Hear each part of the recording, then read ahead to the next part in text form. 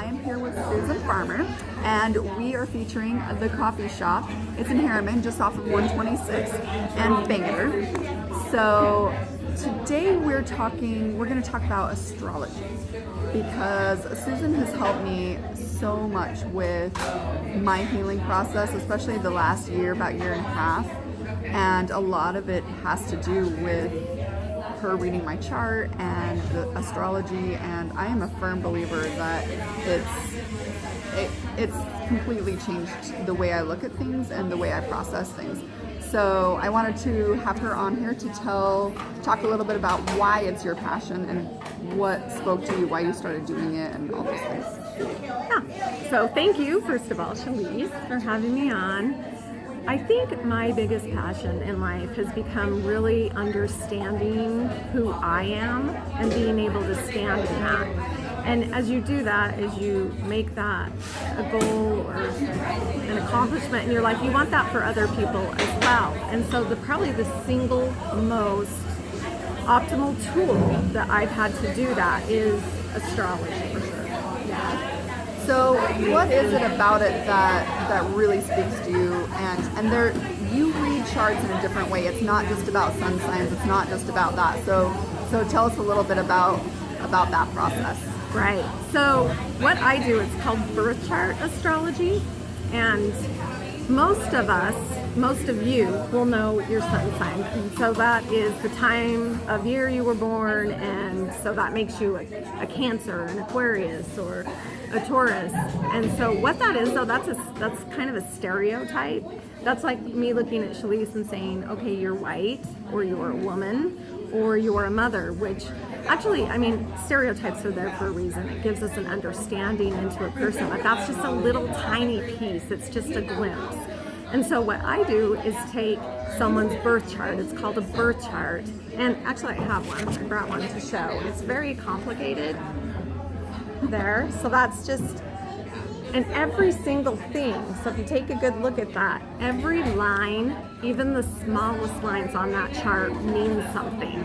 And so when I'm reading someone's birth chart, I'm taking minimum 40, that's minimum, aspects about a person and trying to integrate them.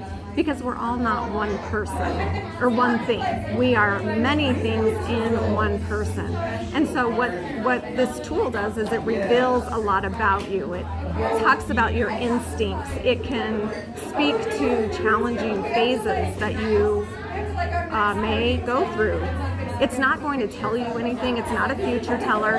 It can tell the future of like phases and whatnot, but for instance, like my chart right now speaks to my home changing, my family changing, and my soul changing. And in that time frame, my sons, 2 of my sons have moved out and gone to university. Now my chart didn't make that happen, and nothing outside made that happen. They just grew up and lived their life. And my chart doesn't make their chart happen. And so it's just been super interesting. The timing is crazy on, and that's what's made me a believer. Yeah, and I think the coolest thing about my chart, the first time that she was reading my chart, or you were reading my chart, you were talking about relationships and how for the next decade I'm going to really be forming those relationships. And that's spoken to me more than anything, because it's all kinds of relationships, not just about love and romantic relationships, but setting boundaries for other relationships, getting rid of toxic relationships, accepting new relationships, and really defining what those mean to me. And it's really been impactful in taking that step back and looking at those things. Sometimes just, like you said, taking a step back, understanding, like this is in a chart, it's impersonal, and getting a little bit of an understanding of, oh, this is happening. I don't know why, but it's happening, and something's on with the timing, because this person who knows nothing about me can speak to it. Sometimes that is just really nice. For sure, and a lot of it is just validating what we're going through right now. Absolutely. And it's not like I know anything about someone else that someone else doesn't know. You know yourself better than me, and that's why it's become my passion, is to really help people work through that and trust themselves in their own decision making and know what's best for them. So it's always good to get advice from people on the outside of you, or go to friends or whatnot, but you know what's best for you. For sure. Well, this has been so incredible. There's so much, we could go on and on and on for like days on this, and we do sometimes.